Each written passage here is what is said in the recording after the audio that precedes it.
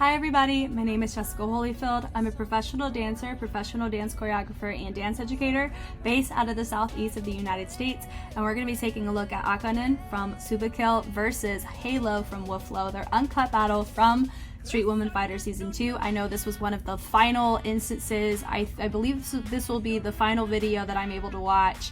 I think I'm caught up at this point of Soopa2 before they were eliminated. So I'm very sad about that. Honestly, I really love their quality of movement in the battles as well as their crew performance and just seeing everything they brought to the table. They were astronomically competitive. I really wish they had more of a popular fan base because I feel like that would have really helped them with the K-pop challenge specifically as well as their other challenges, and I think it would have been amazing to see their mega crew. I hope they're able to post one just like Prime Kings did during Street Woman Fighter, but you know, I'm excited to be able to watch them in this context. So we're gonna go ahead and we're gonna get started, and it's gonna be great. I'm excited.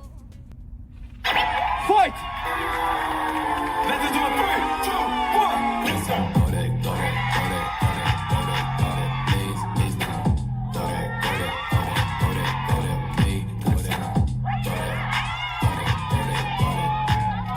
Yeah.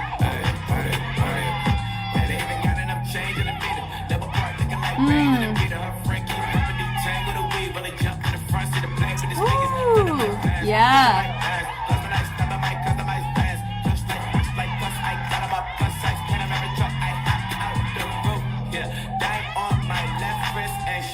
She does a good job with her dynamic changes. It keeps it at a heartbeat, which is really good.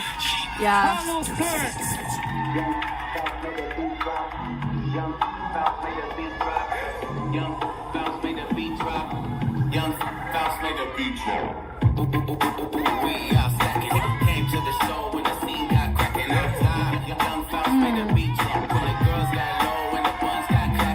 Wow.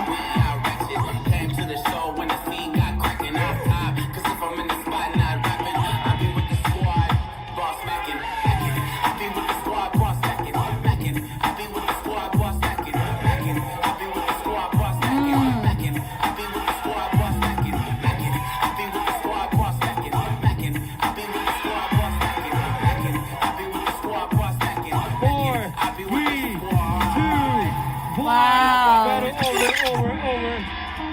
Okay, so they're going at the same time now? Yeah.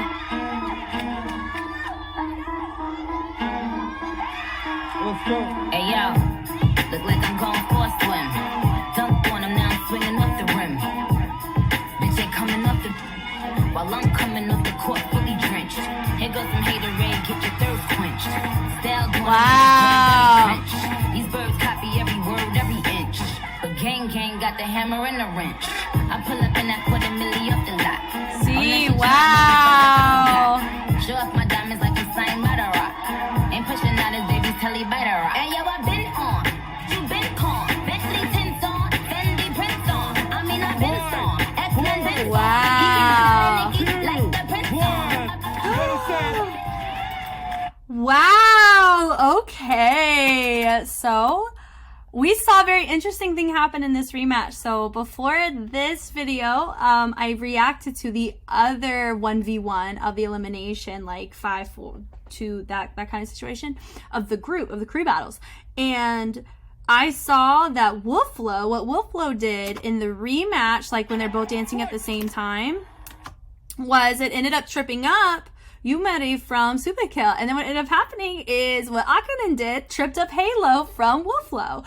So I think it's so interesting, kind of the flipping of that, right? Man. So I really like that she made this choice because I do remember there was a viral thing going around with this song where there was everyone's in a straight line and they go to please, and then they go back, right? That was a really fun little viral moment that we got to see. So that was cool that, you know, she's kind of paying paying tribute to that a little bit.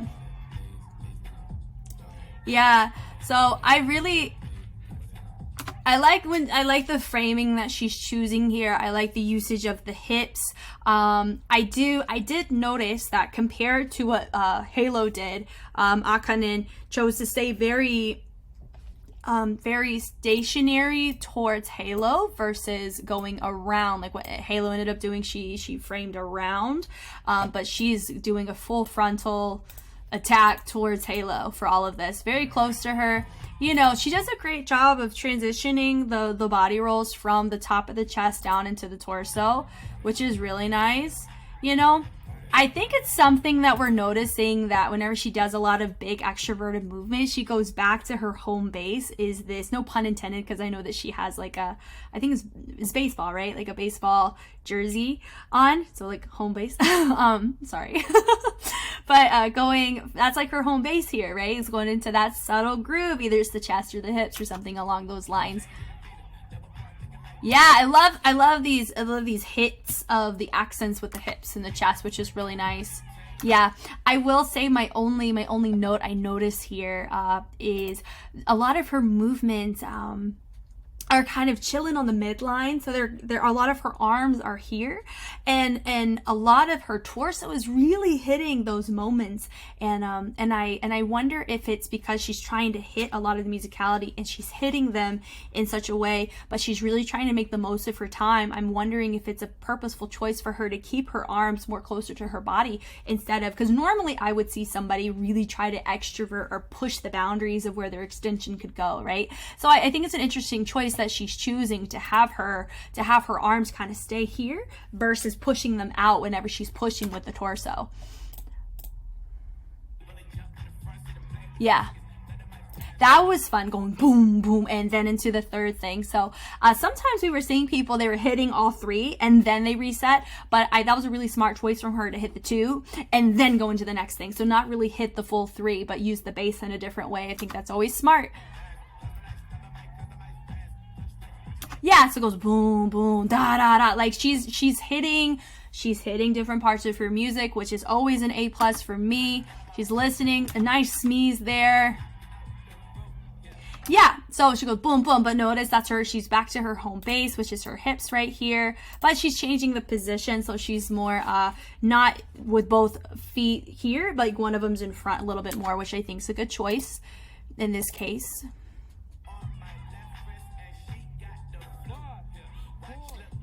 That was fun. Boom, boom. I love that. It's kind of like a fishing rod. And then she hit, and then she finished with a body roll. So, I mean, that was a pretty good run from Akanen. So we have, what's also interesting too is that Akanen, she got a song that she was very familiar with, you know, and as soon as you hear 3, 2, 1, she's like, oh, I got this. So that was really cool that she had that extra level of confidence of really knowing the song, because that really helps sometimes whenever you are whenever you are freestyling. The more familiar you are with your music or what you're listening for, the more comfortable you are with trying new things or exploring, from personal experience. So I really like the fact that she had a song that she got, and then also notice with Halo, she's taking time to listen to it, find the patterns that she's familiar with, because most street styles, each style has these little timbres or these sound qualities that are kind of transitioned throughout all of the different types of songs that are within the style. You know, Afro has a different trap pattern than you have with popping, and then with breaking, and then with, you know, dance hall. Like all of them have things that can overlap, like whether it's BPM or it's certain pitches or octaves, of course, but but there are some things that, like with house, there's the hi-hat, you know, usage, and I think it's really cool that it's a really great skill set to have if you do freestyle.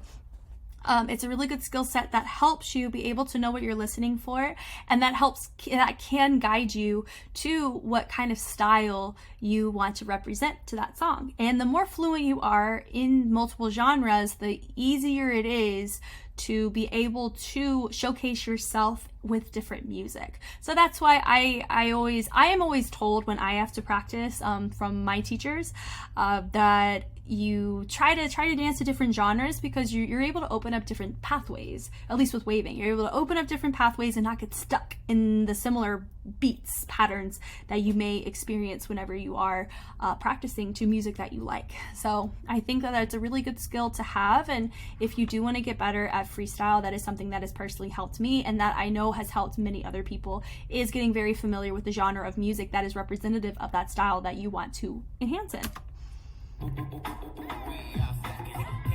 Yeah. So she's hitting the rock and the bounce, but the song is not like what we heard from Baby Sleek's track, right? Hers was very old school and it sounded very old school. And this one has more of a new school rhythm pattern, but you have that, I believe is what we're hearing, right? Well, there's that missing one, but it's hitting that. You can do that kind of clap pattern, which is really nice. So, I mean, both, like, hers is really nice. You are seeing some variations. And like I mentioned earlier, she's making the choice to travel around versus directly to Akanen. Now, it also, you have to look at your judges. I know season 1, we did not have the best judges, and I heard many of you guys in your discussions about that, which was very clear for me. But whenever, at least with these judges, I know, I don't, like I said before, I don't know if Mike is on here. But those who are on the panel, I don't 100% know what they're really looking for in the battles in comparison to choreography, because it is different criteria for both. It really is.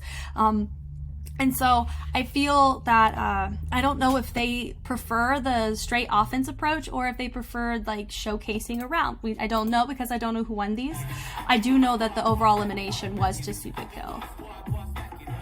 Yeah, so she's doing a good job framing with the wrapping, the weaving, and the dropping. That's really nice choices. Yeah, and you know, sometimes whenever that happens, sometimes, you know, you just gotta rock with it. And I think she made a good choice there. That was a nice groove that she chose to do with just the kind of matching Akanen with that kind of groove, but just done it in a different way. Normally Akanen, she like kept it really here, either in the chest or in the hips, like I mentioned. But whenever you see Halo, she's really going for it, but in her way, which was really nice that that she hit that kind of heartbeat of grooves as well. Yeah, which is really cool with the throws. Perfect.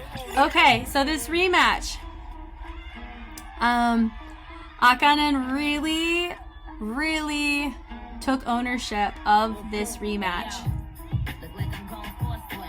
Yeah, at first you have Halo really popping off, doing a great job. That was a really cool moment. I know that wasn't intentional, but having somebody travel across the floor and low and then having somebody else go up high, that was a really cool moment. And that's honestly one of my favorite parts about battles, is that, you know, at least in the freestyle world, when you know that it's not, it wasn't planned, right? Because that's the difference between choreography and battle, like freestyles. And not knowing it's planned, but you still have those moments. I know Yoonji and Kirsten, like their second rematch, right?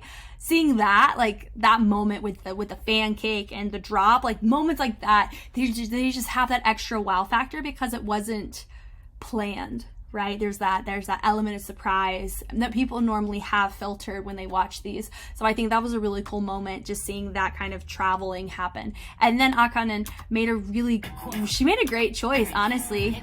She grabbed, I was at Wolfloo Station. Wow. So she took it, grabbed the towel. You know, and she's really she's really caught the attention of a lot of people over here. Look, so eyesight matters. You got Wolflo chilling over here looking.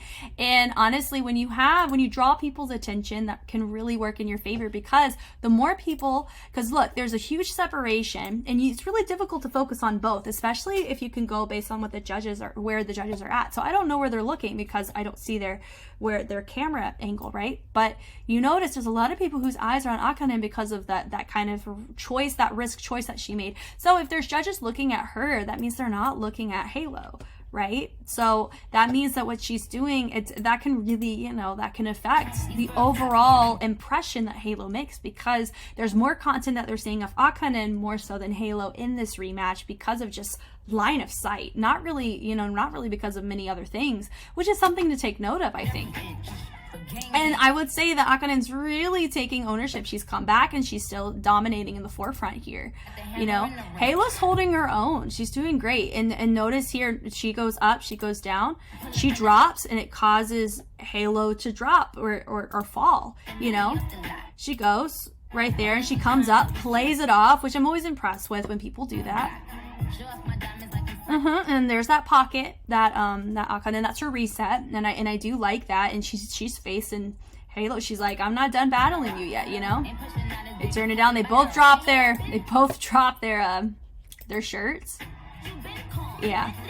And I see that there was a little tiny bit of a light feed tone wop moment that Halo did, which was fun. But also you have to note, I think Suba was fortunate that the song choice was this, because it's like Nicki, she's a rapper, right? But you have to think about the overall aspects of the track is different than probably, like, it's more in the wheelhouse of what Suba Kill is familiar with when they dance versus Wolf Flow's typical genre of rap that they would dance to, right? But that's also an assumption, so I'm not going to say that that's true, but I would say based on the only reason why I'm making that kind of educated guess, I'll say that, an educated guess that there's a good chance that Halo does not really freestyle to Nicki or this type of track, because when you look at how she's engaging with the different layers is very different, or she's making, I think,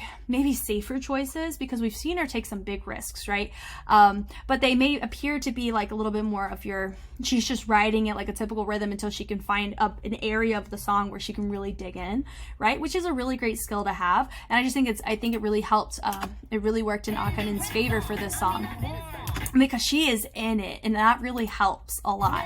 And that's what I was saying about Baby Sleep in the last one. So both held their own really well. She did a little touch at the end, you know. They both held their own very well. I would say, so it was a low-key toss-up. And it was very much a preference thing for the beginning battle, but that rematch, I really think Akanen pulled out a little bit more than Halo did in that rematch, and I think for a couple reasons. Halo did take a minor fall, but also Akanen, she was able to pull line of sight in her favor that kind of permitted more content, and that was a risk. She had to take ownership of that extra line of sight of people watching her exclusively in that moment, right? Which could have costed Halo some visual time, right, to help with her score. But honestly, I don't know who won. I know, please let me know in the comments, and I know you guys do a great job of that, so I'm appreciative of that. But yeah, that was a great battle to finish on for me for Super Kill. So thank you guys so much for watching. I hope this was helpful in some way. I've really been enjoying this series. I've been enjoying the battles, and I know this is kind of some of the last battles. At least we're caught up on battles in season 2 at this point. They may keep releasing more and more, I'm not sure, but I've really enjoyed them. It's been a pleasure just discussing alongside you your thoughts on this, your perspective, things that you know that it wasn't really brought to my attention at the time of filming. So I always feel like I learned something new in these, and I always look forward to making more of these with season 1, because I'm currently trying to catch up on that one to get it back to where it was with season 2, and I just can't wait to continue investing in this season with y'all. So I will catch y'all later. Bye.